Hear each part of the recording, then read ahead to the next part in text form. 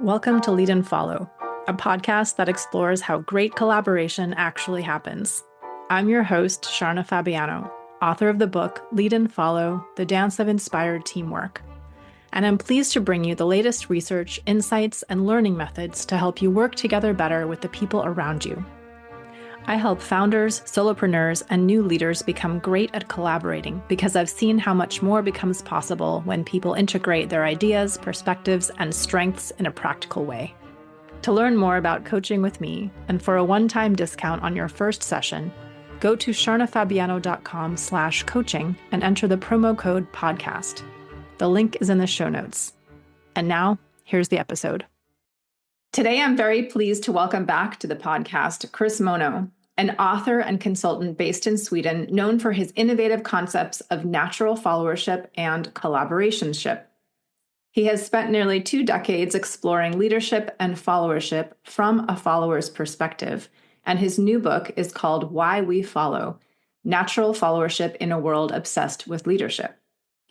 If you missed the first interview back in season 2, I strongly encourage you to go back and listen to that one first, since it provides a lot of background for Chris's concept of natural followership that will make this episode more intuitive and useful. Chris, welcome back to the podcast. Thank you. Lovely to be back again.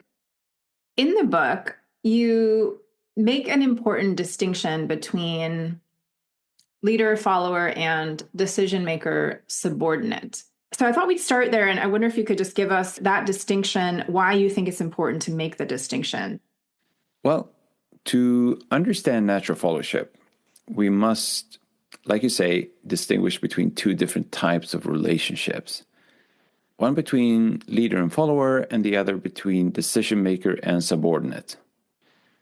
The relationship between a decision maker and subordinate, first of all, it's constructed. So managers, presidents, captains, these are all made up roles.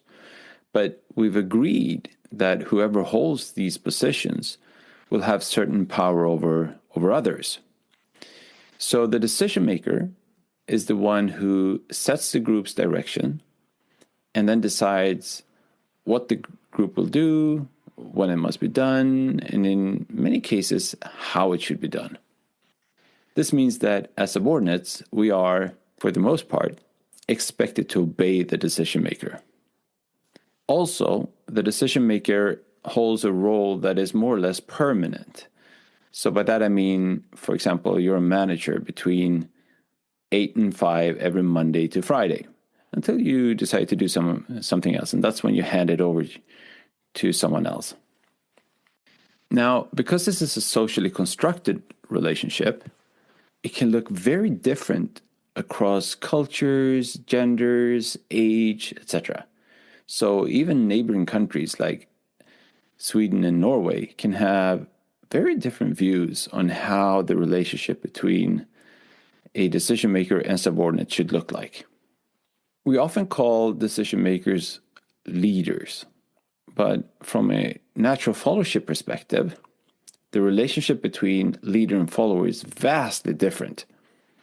So here, it's the group that decides what it wants to do, when it wants to do it, and how. So the group members, they share a desired vision or objective, and then they will choose who among them should lead at a specific point in time, depending on what they want to achieve. So I call this process leader rotation, and I believe we talked about it the last time. So in other words, the leaders are merely temporary guides that help the group navigate a challenge of some sort. And unlike the decision-making role, the role of a natural leader is highly temporary. You only hold that position as long as the group finds it useful to follow you. What's also really important to understand is that this process, it occurs instinctively. And we can see it among friends, for example. So for the most part, we don't even consider it leading or following. We are simply seeing it as collaborating, where we make use of each other's skills, by listening to whoever at a particular moment seems best suited to help us get through a challenge or take us one step closer to our vision or objective. One thing I'm reminded of as you're speaking is that organizations as we know them today, they're not very democratic. You don't get to vote for your boss, in other words, and you certainly don't get to vote to make someone your boss for, just for a week. Which, quick sidebar, I think that would be kind of exciting. So anyone out there who's doing that, please let me know about it. But what we have instead in pretty much any organization today is that we have titles and role descriptions that someone else gives us when we're hired. And these are not usually very negotiable, even though they say sometimes very explicitly that we are expected to either lead or follow certain other people for as long as we're part of the organization or until our title changes, at which point we will then be expected to either lead or to follow another person all the time. But this is what you're rightly pointing out is a structure that some people have created for some purpose. And if I'm reading you correctly, you're asking us to kind of reconsider whether that's the only way of doing things, to reconsider what is the purpose behind all of that, and even to consider whether it's even possible to assign leadership and followership in this way. So I want to read a quote from the book now that I think speaks to this. We follow others not because they are charismatic or powerful, but because we believe they'll help us achieve something important to us. This means you can't simply train yourself to become a leader. So I think this jumped out at me because it's at the same time, it's like very simple and direct, especially if you understand the distinction you just made. But it's also kind of incredibly provocative because we have a whole industry, right, devoted to training oneself to become a leader. And you're kind of saying, actually, you can't do that, right? It doesn't work that way from a natural perspective. So I wonder if you just maybe speak a little bit to that. Like, why can't I train myself to be a leader? I think that this idea that you can train to become a leader is a result of people confusing leadership with management or some other form of decision-making role. So there are plenty of things we can do to improve our chances of becoming better managers or decision makers, but training to become a natural leader is just not one of them, because that choice is not ours to make. So I can't sit here and decide that I'll become your leader because that is your choice. It's not mine. And that's because in natural followership, like I mentioned, it's the group members that decide who they want to follow and when. So while we can try to manipulate people into obeying us or following us, true followership from a natural followership perspective is always in the hands of the followers. I take your point that maybe all of those quote unquote leadership programs, they're teaching something, but they're not really teaching leadership itself. Maybe they should be called decision-making training or organizing a sequence of tasks training or communication skills training, something else more descriptive. But then if we name things descriptively for what they are, we won't be able to discriminate so much in who gets that training, because those skills are equally valuable to everyone, not just those few with the manager or supervisor title. And that for me seems to expose something a little bit more shadowy in this whole obsession with leadership, as you name it, which is that a lot of these programs and trainings start to look to me to be about some kind of control. I wonder how that resonates for you. Well, here we have to distinguish between natural leadership and the more traditional view on what leadership is. So like I said before, traditionally, leaders are generally believed to have some sort of decision-making power. Now, I found this to be a slightly sensitive topic. some people really dislike it when I talk about leadership being used as a tool to control or direct people. But I also think that we really have to ask ourselves why companies and organizations are willing to spend billions on leadership training for managers every year. It's not to be nice. There are tons of better things that companies can do with that money if they just want to be nice to their employees. Give them an additional week of vacation every year and they will be happy, I promise you.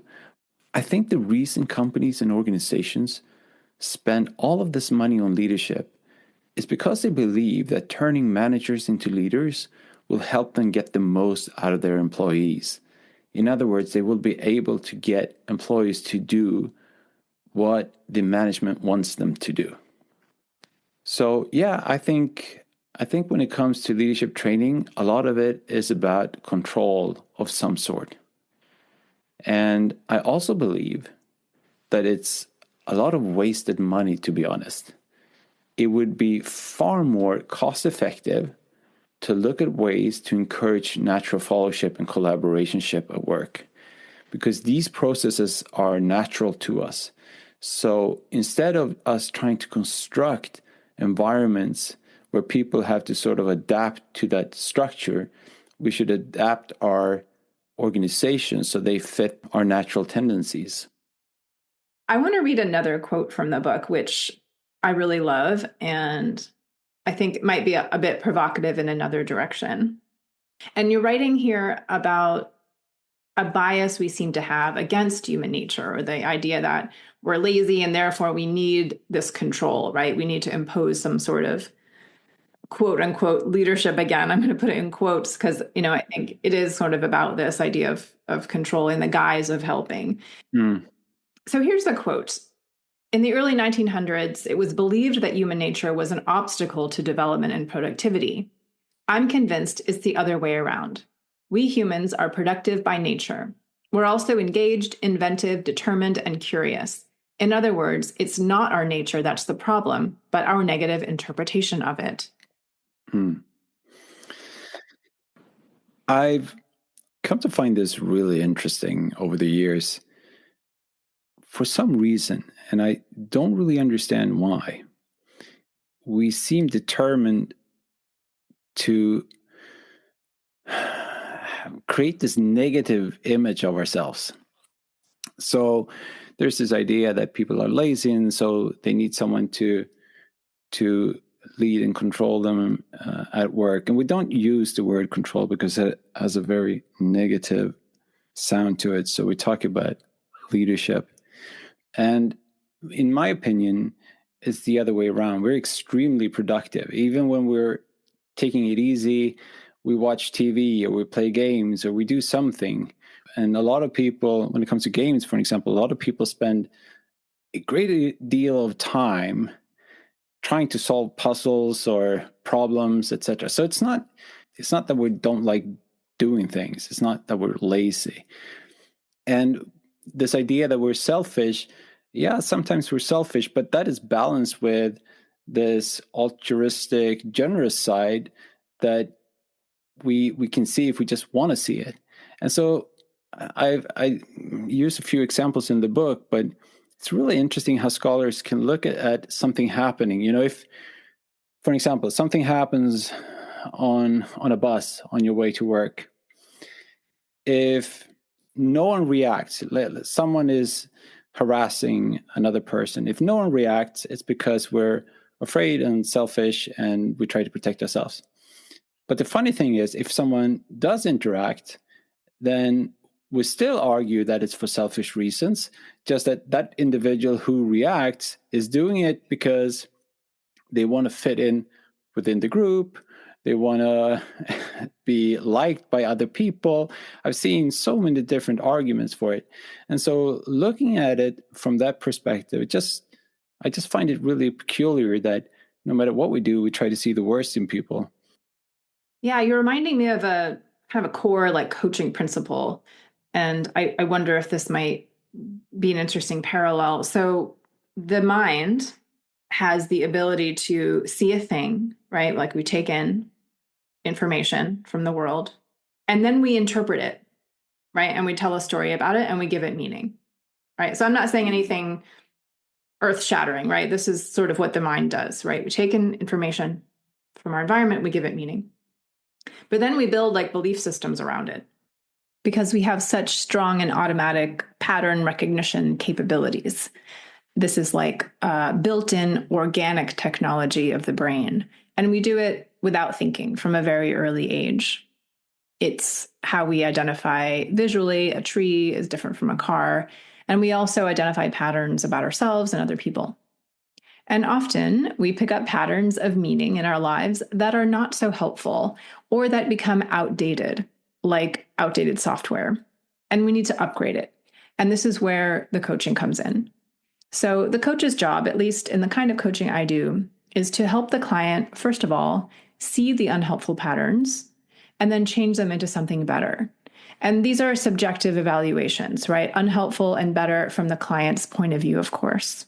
So if I have a pattern running based on, I don't know, some experience I had like 30 years ago that I decided meant I'm not good at driving, right? I had a bad experience. I internalized that. I gave it meaning and I turned it into a belief.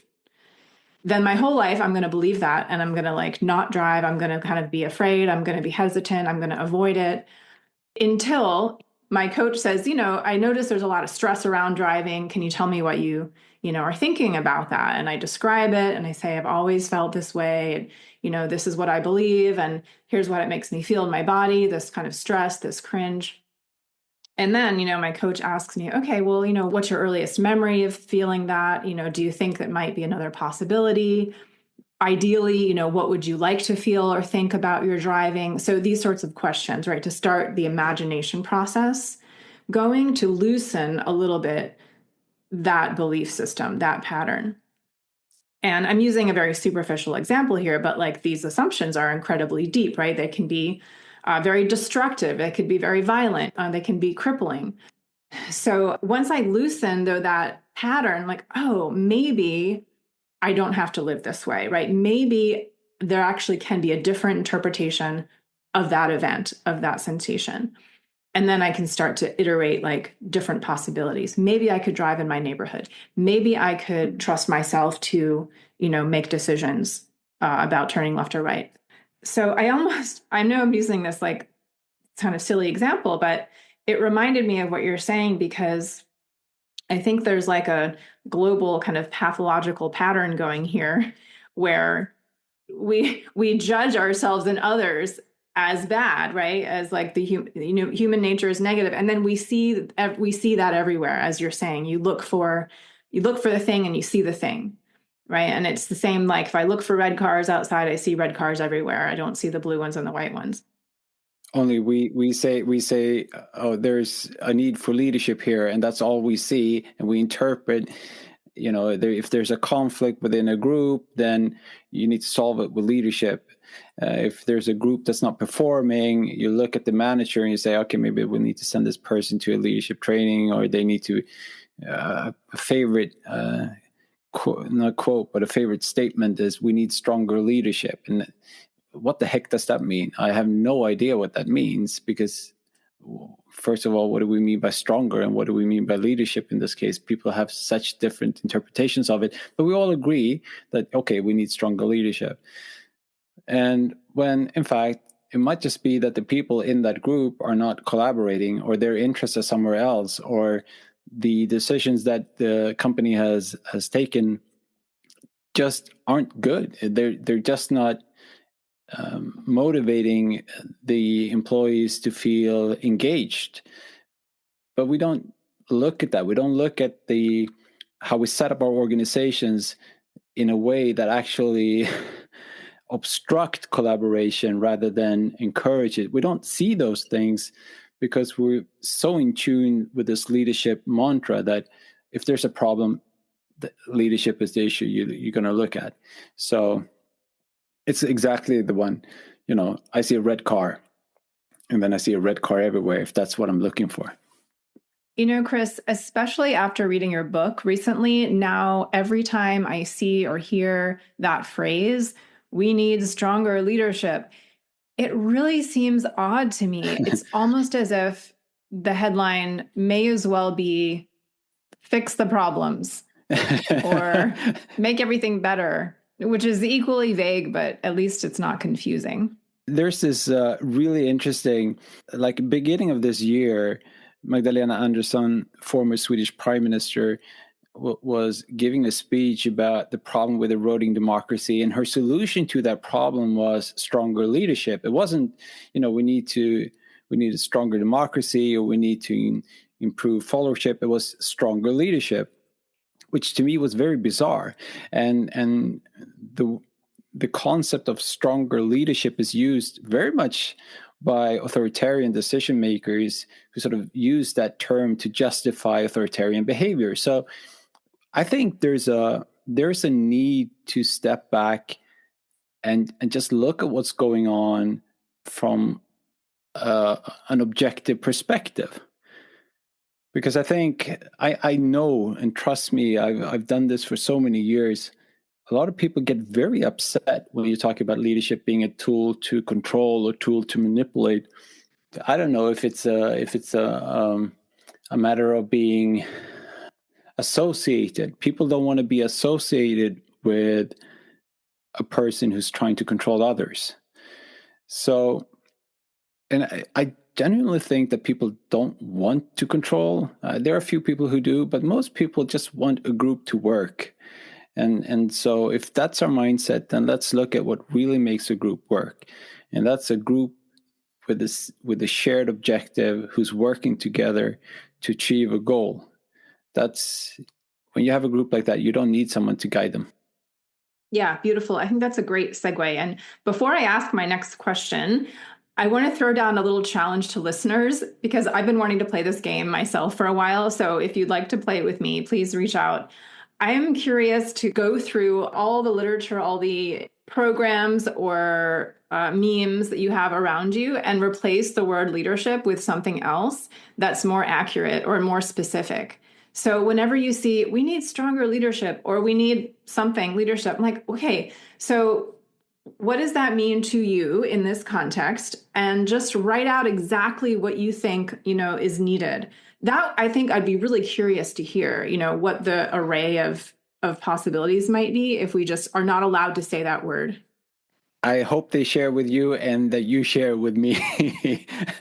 Because I've actually played that game, and it's extremely interesting. You'll find the weirdest references that makes no sense if you think about it from a follower's perspective. So, yeah, play that game definitely. Yeah, or if you really do want like a single person to be a leader, like what do you want them to do? Here's what's really interesting. A lot of people I've talked to over the years have said, "Oh, but I know there are people who want to be led." And then I asked them, what exactly do you mean? And I don't think I've ever had any other experience, but because they all say sort of the same thing. Once I start asking questions, give me an example. And then we start digging into that. It turns out that there are moments in life when it's just easier to have someone else take charge, solve problems for you, be the person who sort of fixes everything. Now, we all feel that at times, but that doesn't mean we always want to be sort of ruled or guided in every situation. And we need to separate between having someone helping you and having someone control you. It's two very different things.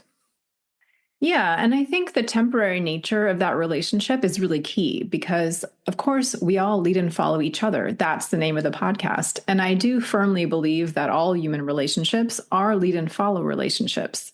But our roles are not permanent and fixed. At least it's my personal view, my opinion, and belief that the problems arrive when we get stuck in the same role for too long, or when we start believing we are always a leader or always a follower in all things. As soon as we get stuck in that way, either in our minds or in material reality, our creative potential starts to drop and it just keeps going down until we balance things out. So, having said that, I want to move on and ask you about another beautiful concept that you call collaborationship, which I feel like speaks to this in so many articulate ways.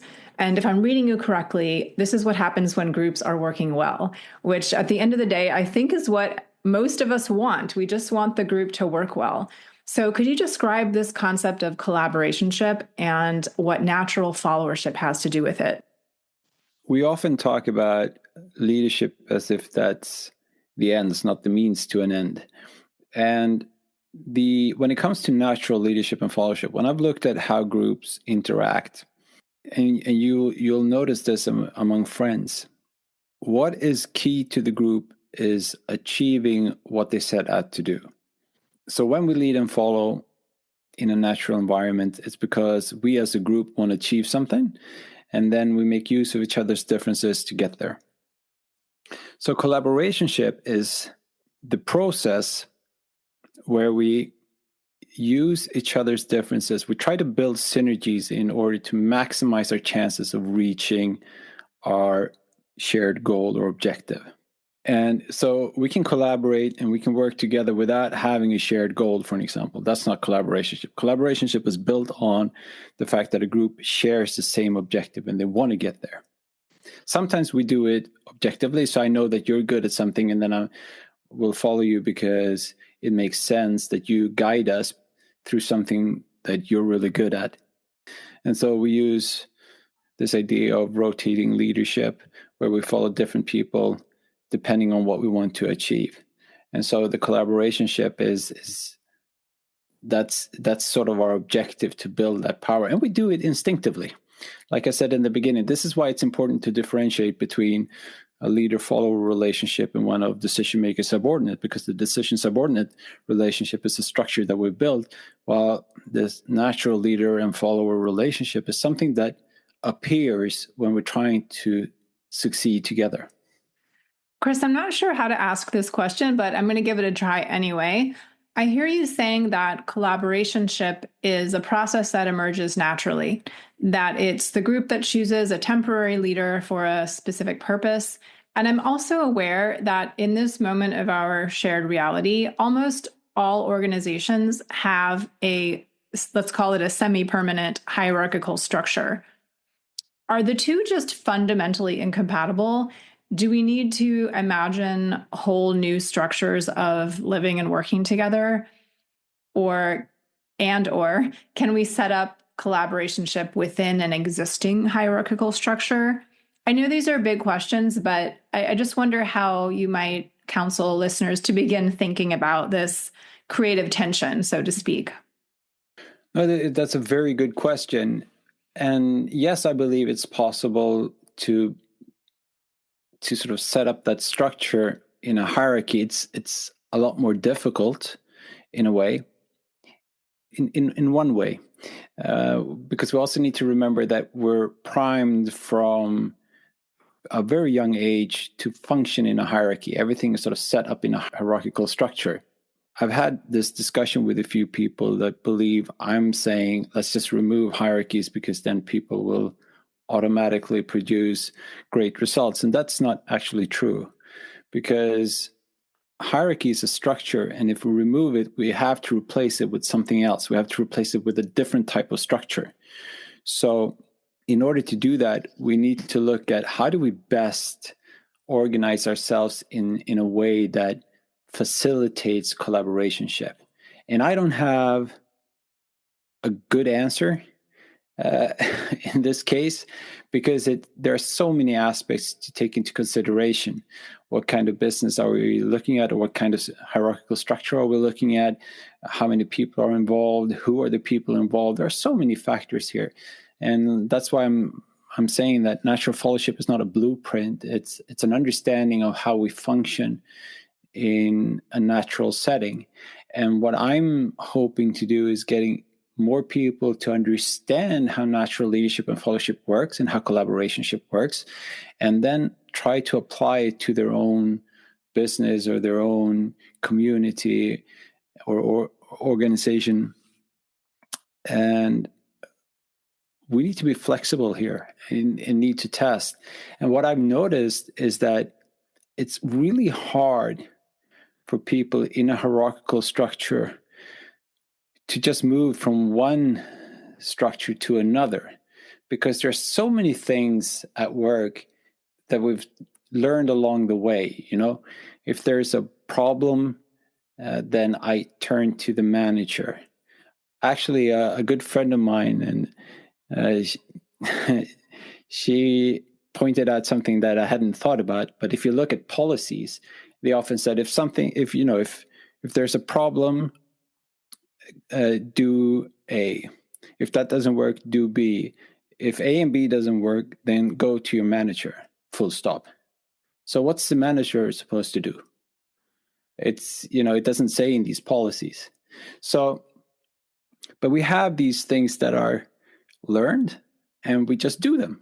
And so what I'm saying is that if we're going to start applying natural leadership and followership to the workplace, etc., the first step is to understand how it works, and then start looking at what are the things you're doing today that hinders collaborationship from taking place, and start dismantling them in that order. And then do it piece by piece, and you'll gradually make that shift from a hierarchy to a more collaborationship friendly environment. Yeah, thank you. I appreciate the acknowledgement that there isn't a formula here, because I almost think the problem is sometimes assuming there's a formula that will work everywhere. And that kind of reminds me of another point in the book that caught my eye, which is you propose that our collaboration skills might be atrophied, having lived in these hierarchies our whole lives. I wonder if you could speak to that a little bit, like collaboration as a skill set versus something you either like are or aren't. I met a lot of people who seem to have this image of people either being really good at collaborating or terrible at it. And I don't think it's that easy. I think we're all born with this ability to collaborate, and we're automatically drawn to each other. So if you have a lot of people and there's a problem, you'll see that they're automatically drawn to each other to try to solve it together. So I don't think that's a problem. What becomes a problem is when we assume that we do this professionally. It's like we're born with this ultimate ability to collaborate. If you look at a bunch of kids playing, they'll collaborate, but they'll also fight a lot. And we'll have to teach them along the way that this is how you handle a conflict. I've seen videos of band societies where the parents teach a 2-year-old, to wait until everyone has received their fair share. That's when you can start eating. And, there's a number of these rules that they start implementing, not rules, but values that they start implementing from an early age to teach them how to collaborate. And so it's very easy to collaborate with people who share your opinions, who think like you do. But the ability to collaborate with someone who's different from you, who do not agree with you, that's really, really hard. But this is where collective intelligence becomes interesting, because it's in those tough relationships that we grow. That's where the good ideas come from. If you know how to harness the differences in a way that facilitate collaboration. So that's why I believe we have it in us to collaborate, but it's like becoming good at anything. You need to practice. Yeah, well, that feels very relevant for the present moment we're in, actually, the political moment we're in here globally. And I know you're offering a session on natural followership and democracy at the upcoming Global Followership Conference at the end of May 2025. I wonder if this idea of collective intelligence or collaborating with people who think differently from you kind of feeds into your thinking on democracy or anything else you're thinking about on that topic right now. I think my main interest when it comes to democracy and followership is that because we live in a leader-centric world, now people have always, I shouldn't say always because that's not true, but for the last 40,000 years or so, I would assume, we've been interested in power. And people have been very interested in power and how it's utilized. But leadership as a concept is rather new, at least from the perspective of the general public talking about it and being aware of it. So I would say it started somewhere around the 1980s, and then it just sort of exploded. And I call it the leadership boom. And that's all good, but there's a downside to this focus, and that is, I believe that a result of this leader-centric focus is that we start waiting for someone else to step forward and take charge and sort of lead us. So I read in the newspaper the other day, it said when it comes to the U.S., the situation in the U.S. at the moment is that the Democrats are furious who will step up and lead them. And these kind of signals are sent to us constantly without us realizing it, telling us that, okay, so we're angry and we need to wait for someone to lead us. Instead of, if you look at the 70s, people were out there, they were marching. There was this attitude that we do it together, and so that has changed a lot over the past 50 or so years. And so I'm more interested in that aspect of democracy and how this leader-centric focus has impacted us. And again, if we believe that leaders are the same as decision makers and followers are the same as subordinates, then that just sort of supports this idea that leaders are the one who make the decisions. But from a natural leader and follower perspective, it's the opposite. It's the group that's supposed to lead. It's the group that's supposed to make things happen. And they just use the leader as a tool to get there. And I think we need more of that kind of mindset, because that's really what a democracy is. Yeah, very well said. And I see how that thinking, right, that kind of decision maker subordinate thinking actually stops people from acting. I feel like in myself even, right, there's a trust fall, right, that I need to allow in order to get out of the hierarchical thinking, right, to get out of the leader-centric thinking. Because I myself, in my own body here in my own office, I don't know the answer, right? I don't have the answer. But if I do the trust fall and like, I know the answer is somewhere in communication with other people, in collaborationship with other people, then the first step is not for me individually to think of the solution, right? The first step is actually for me to go out and connect with other people who are also looking for a solution. Precisely.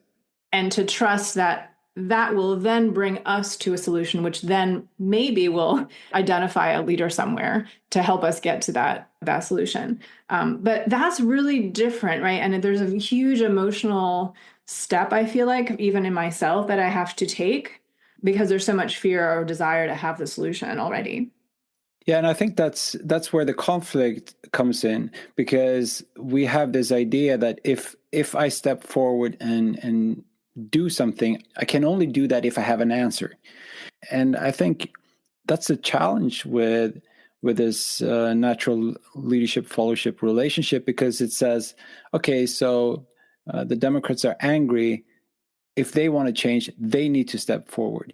So that means I'm the one in charge of the decisions. And this, you were talking about hierarchy and the challenges in a workplace. And we talked about making that shift from a hierarchical structure to a more collaborationship-friendly environment. Here's the challenge. It requires people to engage in a way that they're not comfortable with or that they're not used to. So it demands a lot from people. And that is a big challenge, because a hierarchy on paper looks very simple, very structured, and very easy to understand. And this is also used against us. It's a tool to manipulate us. A lot of authoritarian decision makers will use terminology like I have the answer. I have the solution. Vote for me or trust me and I will show you. Now, the truth is nearly everything that's complicated and solved has required a group of people to do it. So like you say, there is an important step here, and that is if there's a problem and it's complicated, the only way I can solve it is by joining others and listening to their perspectives and share mine. And in that process, I promise you, we will find a solution. History has shown that that's happening all the time. We just don't believe that process because it's so much easier to look at a paper where you have one person at the top making all of the decisions. But if you think about it, who's that smart that they have answers to all of the problems? I can't think of a single one. And if you can and can prove that that exists, I will be very impressed. Yeah. And this was kind of another teacher of mine, a coaching teacher of mine, kind of blew my mind with this one statement, a few months ago. She said, the people at the top, they're not smarter than you. Very, very true. And, okay, maybe some of them are, maybe some of them are on average, but it revealed my own bias, right? To like someone who happens to have a lot of money or someone who happens to have a lot of power, like especially if they're a man, even without being aware of it, I'm like giving them this status of being like smarter, better, more capable of me. And she just said that. And I was like, oh, wow, okay. What if they're not smarter than me? What if? And I think that, you cite some research in your book as well that says even if they are, it doesn't matter, right? Even if they have like more IQ points, it actually doesn't matter. They've tested this. So they've had groups of really, really smart people compared to, the normal bunch of us. And every time the normal bunch outsmarts the brilliant ones because they tend to think in a similar manner. While the diversity gives us all these different angles and perspectives that we haven't thought about. So, and again, this is our superpower. We should really protect it and use it. And instead we look at it and go, nah, I think it's better if one person just handles this. It makes it all safe. If we look at history, that's not true. Yeah, no, not at all. And I love that you're naming it a superpower because that is actually accurate. I've started reclaiming the language of technology to talk about the body. And I feel like there is sort of inherent body technology in how we relate to one another and like sense one another and communicate non-verbally. And this is yet another example. I think we have this inborn superpower technology, right, to think together. I want to encourage listeners to seek that out and to trust the people around you, and to trust the people you're with, even if you don't have the solution yet. Chris, any other final thoughts you'd like to share here on the book or your current thinking on natural followership? No, I just had one thing that struck me as interesting. I was just going through my notes here. Among friends, we rarely have a friendship group that is very hierarchical. When we hang out with our friends, and if we experience a problem, or if we face a problem, we solve it. And we don't really think about who's doing what. We just solve the problem. And I think that's with your little game, replace the word leadership with something else. Another game is to look at how do I handle things among my friends? And can we use that same method in a group of other people to solve problems? I really, really love the friend example. And I love it, I think, partly because it's so accessible and immediate in people's lives. But I also love it because it's a real-time lived experience of spontaneous following and leading, spontaneous problem solving without a hierarchy, with customized roles for the purpose at hand. I've actually used that example on a few occasions where someone has said, okay, what you're talking about and the way that people in the band society make decisions, that process is very time consuming. And so the argument is, yeah, that's fine because they had the time, but we don't have the time now, which I don't believe that to be true. But even so, when I get that kind of reaction, I often ask, okay, so Do you have friends that you hang out with? Yes. Okay. So have you ever experienced a situation where you face some sort of crisis as a group and as a friendship group? And often they can, if they think a little bit, they can say, yeah, I did. Okay, so how did you solve it? Oh, and then they start thinking about it and they realize that someone was sort of guiding the group at that particular instance, and they don't really know how they got there, but they just did. And so that's the kind of things that I'm really curious to look into more now is, what kind of triggers, what makes us swap between, rotate leaders, and when does it happen and how does it happen? There's an entire world here that I'm really, really curious to learn more about. Chris, I thank you so much for opening the door to this world of natural followership for us. The book is Why We Follow. The link is in the show notes. And listeners, dear listeners, especially if you're in Southern California, please come and join us May 28 to 30 at the Global Followership Conference at Claremont McKenna College. Chris, thank you so much for joining me. Thank you for having me. You have been listening to the Lead and Follow podcast. Special thanks to Glover Gill for composing our music. And a huge thank you to all of you who support the show. It really means a lot. If you enjoyed this episode, please share it with a friend or consider joining the Lead and Follow fan club for as little as $3 a month. There's a link at the bottom of the show notes.